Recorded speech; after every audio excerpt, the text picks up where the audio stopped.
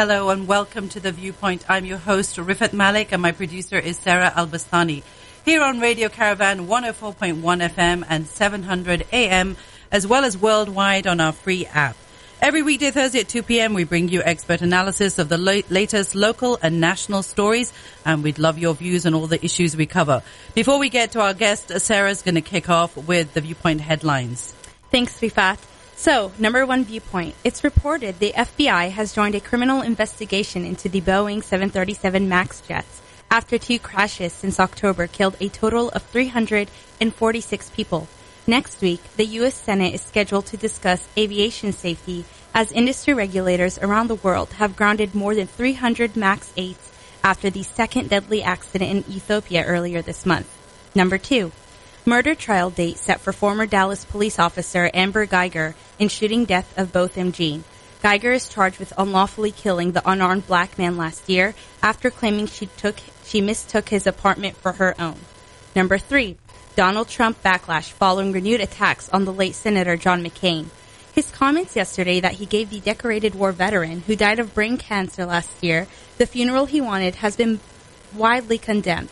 Daughter Meghan McCain called this a new bizarre low. Thank you, Sarah. Now for the Viewpoint in focus. The horrific mass shooting in two mosques in New Zealand last week, resulting in 50 deaths and as many injured, was one of the deadliest in the country's modern history. Yesterday, Prime Minister Jacinda Ardern announced an immediate ban on assault rifles and military-style automatic weapons. Sadly, of course, here in the United States, we are no stranger to such atrocities. It was just last October when a gunman shot and killed 11 worshippers in the Tree of Life Synagogue in Pittsburgh, Pennsylvania. With me on the line is Professor Laurie Eisenberg, congregant and board member of that synagogue. Hello, Professor Eisenberg. Hello. Hi. Thank you for joining us today. So tomorrow will be the first Friday Jummah prayer for American Muslims since the attack. Understandably, there's some trepidation about attending a mosque. Can you tell us when you and your congregants were able to return to your place of worship? Yes, let me start by expressing again my congregation's and indeed the Jewish community's condolences to Muslims for the terrible attack on your fellow Muslims in New Zealand. And I do want to tell you also that for this Friday Jummah prayer, members of the synagogue and the Jewish community are going to be going to the Islamic Center of Pittsburgh.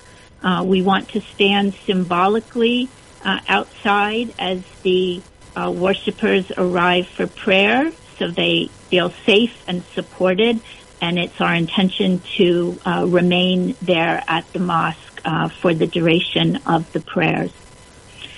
As far as moving back into the building, we have not moved back into our building, and in fact, we probably will not be able to do so for perhaps another 1 or 2 years. The building has obviously been desecrated. It is no longer a prayerful place. The FBI has released it, so it's no longer an active crime scene. But it's certainly not anywhere that we can bring people back in and go about the joyful business of worship. I think anyone would understand those sentiments. Yes, absolutely. So, it's not clear. Do you actually demolish, the part of the building in which the murders occurred and rebuild? Do you gut the building and then remodel it in a way that will not be a constant reminder of what happened there? Yeah, I can see that, Laurie, these are very difficult questions, and I'm sure that in New Zealand they will be facing very similar dilemma. I wanted to ask you about Rabbi Jeffrey Myers, the rabbi of your synagogue. He gained national and international recognition for his quite inspiring reaction to the horrific attack on your synagogue. And recently he said that he wasn't surprised by the New Zealand incident. For him, it wasn't if, but when would another place of worship be targeted. Do you share this almost fatalistic view of, the situation that we're in? Absolutely. I don't know that it's fatalistic as much as it's sadly realistic. And I will tell you from the very beginning, as we tried to pull ourselves together after the attack, we did say to one another, we have to remember how comforting and how supporting the local and the national, international community has been to us. And when the next mass murder in a house of worship takes place, not if, but when, we have to remember that it's now on us to kind of pay it forward and to step up and to help those next victims. And in that similar vein, in an extraordinary act of generosity and compassion, your congregation has actually set up a GoFundMe page for the New Zealand victims' families. And I'm not sure what the current amount is, but you've raised many thousands of dollars for them. Yes, we're over $52,000 on the way to our goal of $100,000. This also was a no-brainer. The Pittsburgh Muslim community immediately stepped up to our side. The executive director of the Islamic Center of Pittsburgh announced that the Muslim community was ready to come and stand outside of our houses of worship to make sure that Jews felt safe going in to pray there. They spoke out immediately, forcefully, unequivocally in support of the Jewish community. And they raised quite a large amount of money from Muslims across America for our benefit. And we appreciate it. We do not forget it. And we are right here, and we have their backs as well. I wanted to ask your view of the New Zealand government's reaction to what happened. Yesterday it was announced, as I said earlier, that the government would be putting an immediate ban on AR and semi-automatic weapons. I wonder, Professor Eisenberg, would you want that kind of radical action here in the United States? I can't speak for the entire congregation as far as taking a position on gun control and legislation. But I will say that I am impressed by the fact that this awful thing happened, and the government in New Zealand is looking it straight in the eye and trying to take steps, whatever they may be, to prevent such a horrific thing from occurring again. Mm-hmm. And I think also that the world has been in awe of the reaction of the Prime Minister of New Zealand. Her compassion and at the same time her determination has been widely praised both nationally and internationally. Absolutely. Finally, Professor, I wanted to ask you, perhaps in some ways you've kind of answered this question, but tell me, in all the negativity and all this, the kind of, I must say, like a sort of like national, international depression about the state of affairs, about these tragic and horrific acts of violence. In your experience in Pittsburgh, based on your experience there, is there a positive? Is there something that you can take away from this that actually, brings some kind of closure or brings something positive out of the experience?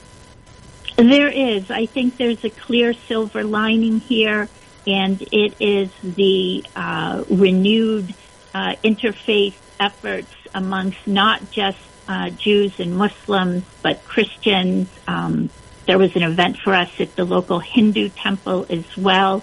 We really see people of all faiths coming together in a very deliberate way to support one another, to keep one another safe.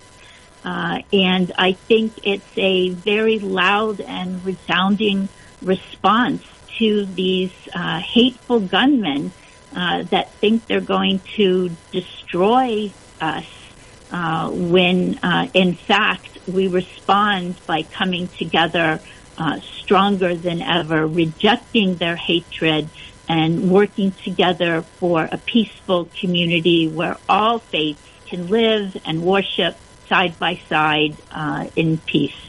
I think everybody would agree with that. And just before you go, there was just one final thing. You mentioned people coming together, and I think there were a number of people who were noted for their incredible bravery during those assaults. There was a number of individuals who stood out and saved a lot of lives. And it reminds me that something very similar happened in your synagogue, that it was in fact Rabbi Jeffrey Myers, who had played a very significant role in heroically saving lives. Absolutely. I do want to call out our first responders who were on the scene so rapidly and ran into fire and took five very serious injuries amongst 5 of the officers. But Rabbi Myers, who has just been so impressive, just represented us with such dignity and eloquence. People, I think, don't remember that he himself was in the synagogue at the time of the attack. In fact, he was leading the service in which our 7 of the 11 casualties occurred. And he shouted for everyone to get down. He was at the front of the chapel, and he was able to actually escape to the choir loft. He put in the first 911 call, and he stayed on the line for 20 minutes, giving the 911 operator real-time information as to where he heard the gunman's footsteps and from which direction he was hearing firing. And he was of great help to the first responders who came to subdue the gunman. And we just couldn't be more proud of him. And under his example and his leadership, we are coming back strong, and this congregation is going to be okay. Good. Well, I'm very, very pleased to hear that, and there's no doubt that Rabbi Myers made an international impression with his incredible courage and his compassion.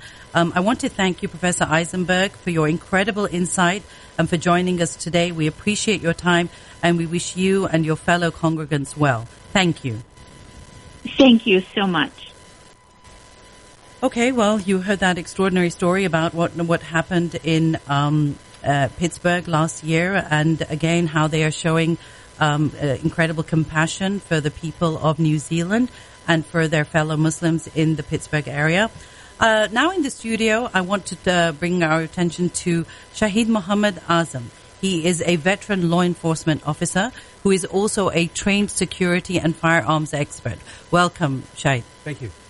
Shahid, first of all, I want to ask you, as a Muslim, what feelings and emotions went through your mind when you learned what happened in New Zealand?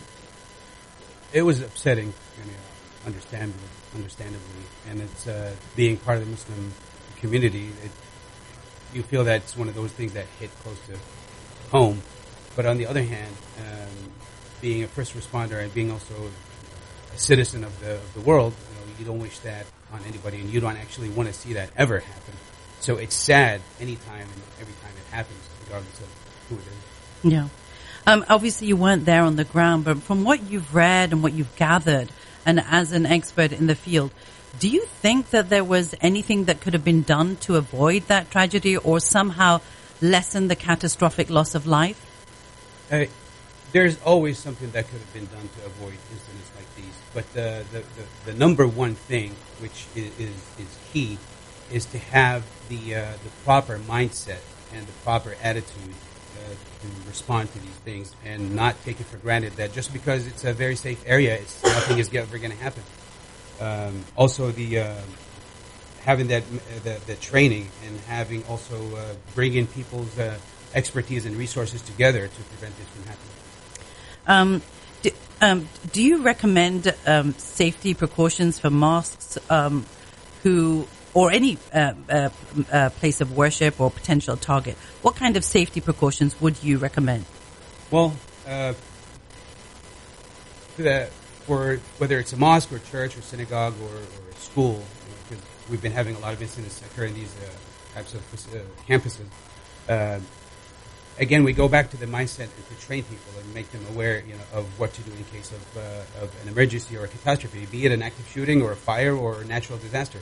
But the one thing I want to emphasize on is to have the proper technology, if it's permissible by budget. I mean, a lot of facilities don't have the luxury to have all that, but if we employ technology versus awareness and education to people, that would help.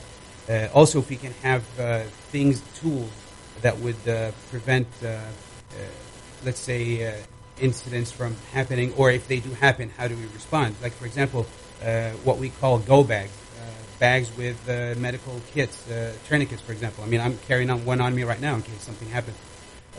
Also, fire alarms, smoke alarms, for example. Also, we have fire extinguishers. Place them in certain places. AED devices, defibrillators, and train certain people that are there more than others on how to use them in case something happens and then if they're needed. Oh, and what about just simply personnel? I mean, is one security guard going to cut it in a situation where there is some kind of terror attack? Absolutely not. I mean, when we work extra, the part-time jobs that we do outside from the police department, we ask the first question if we have a party or something that they want us to go work in, a festival or whatever it is. We ask how many people you're expecting, and we would like at least 2 to 3 officers per 100. Right. So if you employ only one security officer to protect multiple acres, and you're talking about hundreds and hundreds of people, or if it's an SRO at a school, you're talking about thousands of students at one time at any given day. It's not enough. Yeah. I know that you've been contacted by a number of places of worship in the wake of the tragedy in New Zealand. And I wonder if that, in the past, you found that you do get contacts in that way and the interest is spiked. But do these organizations and these boards follow through with that interest? In the past, I've been in contact with a lot of them. Some of them, they have followed through, but then our problem is, as Americans and as humans, I mean, we relax really quick. Mm-hmm. So some of them have followed through just halfway to not to where I want to see it, whether it's with me or somebody else. But and some of them, yes, they do follow through. They install the cameras and the equipment, and they have the personnel. But they just leave it at that and no further training. But as of these days, I mean, last night I was meeting with one of the main Islamic centers in the DFW area, and tomorrow I have another one and another one. So it's hopefully they do the right thing and follow through and put that into place. Mm-hmm. Sarah, I mean, I don't know what you think, but I think that if the public or the Muslim community had a vote and they had to choose between certain luxuries, I mean, everybody loves the idea of a gym or having facilities for children, but if you don't have basic security, I think Muslim families and congregants would prefer that security was given paramount consideration. It's funny you mentioned that, actually, because today me and my coworkers were sitting for lunch, and we thought of the same thing, that all this fundraising that we do for whether it's a synagogue or a mosque or whatever it is that you're fundraising for, instead of putting down money for new construction and new parking lots, why don't we take some of that portion to hire security intel to always be there? Because as you said, as the months go by from an attack, I wouldn't say defenses necessarily go down, but in the human nature, we tend to forget. We tend to kind of relax in our surroundings and not be as wary as when an attack happened just last week and people are just... Absolutely, absolutely. I have one question for you, Shahid. What about the argument that, because you mentioned training people with more, having more people who are able to use a firearm. There are some people who believe that people having weapons outside of law enforcement might mean there's a greater likelihood of accidental killings, perhaps in the chaos of things, especially in an active shooter situation. Do you think that's a danger? There's not really a valid statistic that supports that. And unfortunately, we hear this every day about that kill people. The reason people die is because of guns and guns people. But if you go back to, the Department of Public Safety's website and look at their statistics of the firearms being employed or used in crimes. For example, I got statistics here all the way that go back to 1996 to 2019. If you look, for example, at the crime, which is a felony, is the aggravated assault with a deadly weapon, 1,269 convictions last year alone. Only 2 of them were concealed or were their license to carry out of 1,269. It's still a big number, but if you look at the overall, the ratio, it's not really anything. So and that would bring it to 0.1576% of those who are licensed to carry. So the problem is not with those who carry, because if you implement these laws on don't carry versus carry, and this is a gun-free zone, like some people like to call it, you're talking about prohibiting the good people like you and I and Sarah from going into these facilities to be, and be able to protect ourselves. And then you make it a safe environment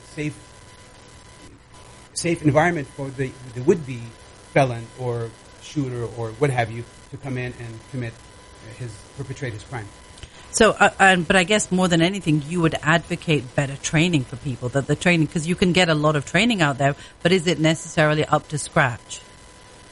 I'm all for a training. It's just like this idea of just like because you have all these books in the library, it doesn't mean that they're all going to be read. That's reality. So just because there are guns out there and more people that are licensed, and that doesn't mean that they're going to be able to use them effectively in case something happens. So with that, I would say, go seek training, and the training could be not just on how to operate a firearm, because some people in the heat of the moment, they probably maybe freeze, maybe not be able to use it, maybe they just choose to run away and retreat, which is okay as well, because you're not obligated by law to engage in any situation like this. But let's say with everything that's going on right now, the attitude and the mentality of people is changing towards, I want to be able to protect rather than be a sheep and So can you tell us, our listeners, very briefly, what are the sort of basics of how to react in an active shooter situation? What is the main key points that you tell your clients and people who are coming to you? Well, one thing that they train us, and they train us to train people, is the concept of run, and if you cannot run, hide, and if you cannot hide, then you're going to have to fight. It just comes down to that. And the hero that stopped the shooter in New Zealand from continuing on, he used a credit card machine, yes. Right, and threw it at his head, and he stopped the shooting from continuing. Yeah. So again, going back to the situation in New Zealand, I mean, were there things that you thought stood out in how things could have been done better or done appropriately? I want to teach people to get rid of the mentality that a lot of people say, well, this is a safe area, nothing ever happens here. Just like when a police officer goes on duty, or some people get in security or in a professional job where they're required to wear a body armor, they say, well, nothing ever happens here, I don't need it. Well, the same thing, a lot of people say, well, this is a masjid, who's going to attack a masjid? Well, look around. So I strongly advocate for teaching and awareness and putting presentations on, which is something I've been doing for years, going around the DFW area, churches and mosques and schools, and educate people and parents on how to react to things like these, and let them, be safety conscious at all times. This is a very key thing to have. And you mentioned schools there, and just a sort of a final question as we get into the last minute of the program. What are the kind of questions that you get from children? I know you talk about safety, and you talk about violence and stuff to children. What kind of concerns do you find from children? I mean, it's almost tragic that they're having to deal with these kind of issues, but I guess that's the reality. The one question is that the first question that always pops up whenever we do a presentation like that, or show and tell, or a career day, is the kids want to know if I've ever been chased bad guys, how many people I've chased, how many people I've shot, how many times have I been shot, things like that. But they don't. We as parents, we don't instill the sense of security in our children, other than don't talk to strangers and stranger danger and things like that. But it needs to go further than that. But I think children need to be aware of also how to deal with emergency situations like fire drills and things like these. Okay, well, thank you so much, Shahid. I think our audience will really benefit from the advice that you've given. It's very practical. And also, I want to thank Professor Eisenberg as well for her contribution today. It was very poignant and, again, very uplifting to hear what she had to say. That's all we have time for this week. I want to thank our guests, as I said. Let's please tune in next Thursday, 2 p.m. for The Viewpoint, only on Radio Caravan, 104.1 FM. Goodbye from us in the studio. Thank you. Thank you.